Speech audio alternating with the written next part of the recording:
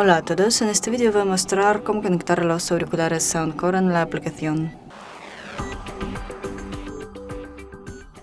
Los auriculares ya deben estar conectados al teléfono. Descargamos la aplicación de Soundcore.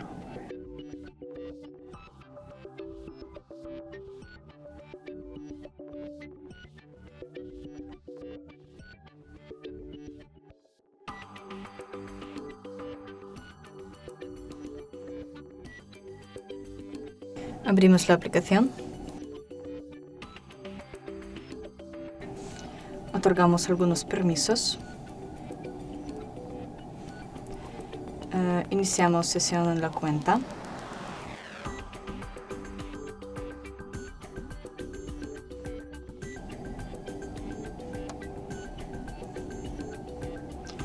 Y tocamos conectar.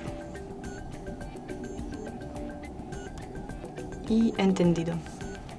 Eso es todo. Gracias por ver, denle like y suscríbanse a nuestro canal. Adiós.